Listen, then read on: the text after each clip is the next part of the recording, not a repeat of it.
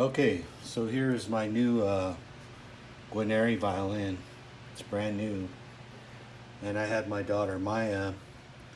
I give her the opportunity to do her first major, like a heavy antiquing project on this. She's becoming really good, and I felt she was ready to give an artistic, antiqued impression on a violin here. So this is her work. I think she did amazing at capturing the wear of a 200 or 300-year-old violin. And she even imitated some saddle cracks here. It's amazing. She's a very talented 18-year-old. I'm proud of you, Maya. So the next, one of the final steps here is to start doing a French polish and really making the finish luster really soft. And so here we go. We'll do a little bit of that. This is a French polish technique I've been doing for years with my Spirit varnish here.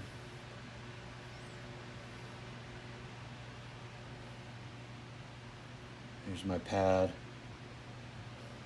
I call it a charging pad.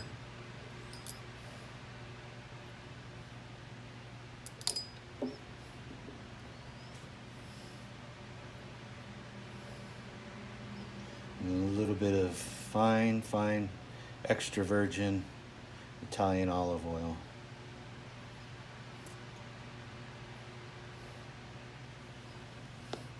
There's a bit of lubricant there.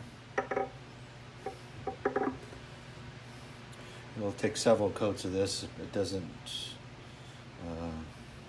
really start to show immediately, but after about 8 or 10 French polishes, you'll start to see a huge difference. So here we go.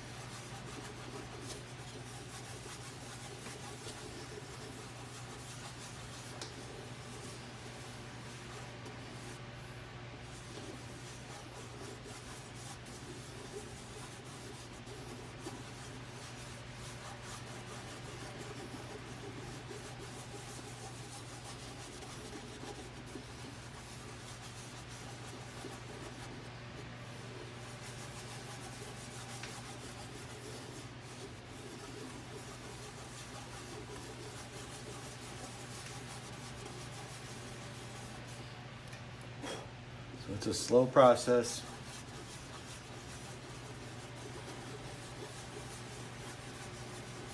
Building up these layers, but it's worth it.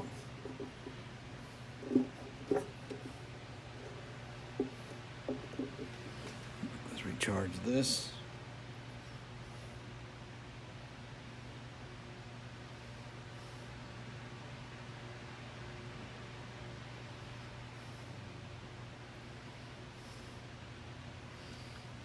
Tip is getting plugged.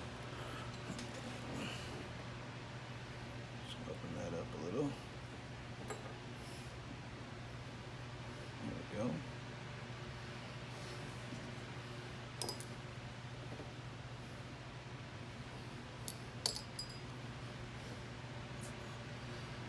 You have to be careful. It's too much oil on it makes it drag a little weird, and just takes time to get the right combination of your oil, your Spirit varnish, and your alcohol.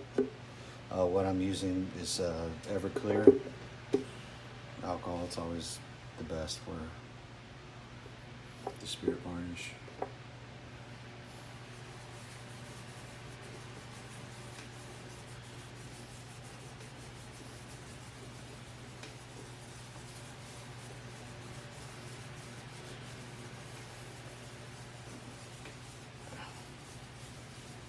I was really happy with the way my daughter's antique work was. She did a great job. People like new instruments that look a little older and have more characters. So I don't antique a lot of my instruments, but I really wanted her to give it her best shot on a really, really good instrument of mine, and this violin's gonna really sounding amazing. And I haven't even done the final setup. It just taps and responds, and it's got so much sound in it when I handle it. You start to identify some of these things as a maker.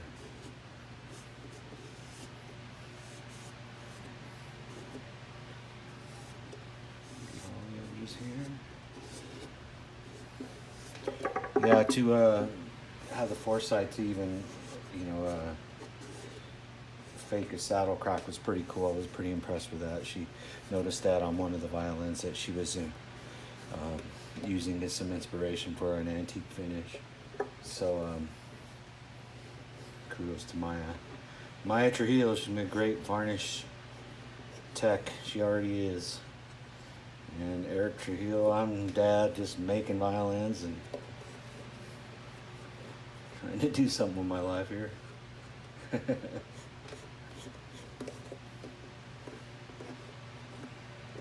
there, we got that. I feel like we could probably do a second coat right away on the top here.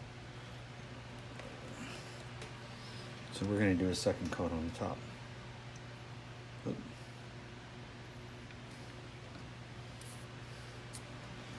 You gotta be careful when you get little clumps like that. You don't want to scratch. It's a little messy sometimes.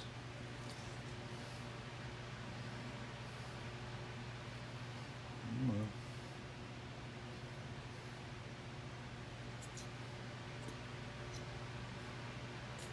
There we go.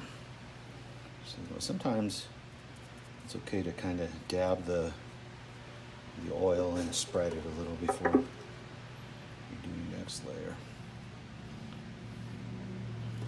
Another key is also to make sure that you get your charging pad really tight in your fingertips. You don't want it loose, it just starts pulling around with it.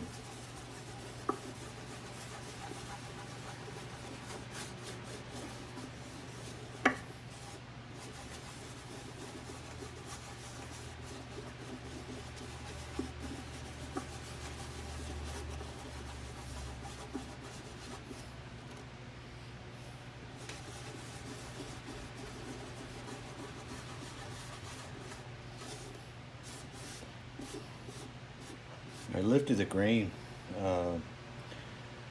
quite a bit when I first was prepping this in the white, so so the grain sticks out, and you can feel the texture as you pass over it. You can even hear it, and I kind of like that. I like textures. I like some people prefer to build up the finish enough that the top even looks glassy and polished. It's okay. It looks great to me, but I prefer texture.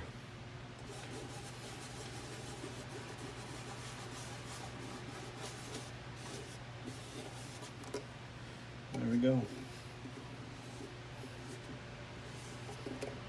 I'm really excited about this violin. It will be available for sale and trial soon. And I've also prepping another violin that we will be donating to the Latino Cultural Arts Center and the Fiesta Colorado Mariachi Extravaganza soon, and that will be an instrument that will be raffled off, so you'll have an opportunity to win in a raffle another violin I'm making. So lots going on here. Some of it's really slow work, but nonetheless important. I've got some nice instruments coming down. I've got some quite beautiful instruments from the collection of Lorenzo Trujillo still available here to try.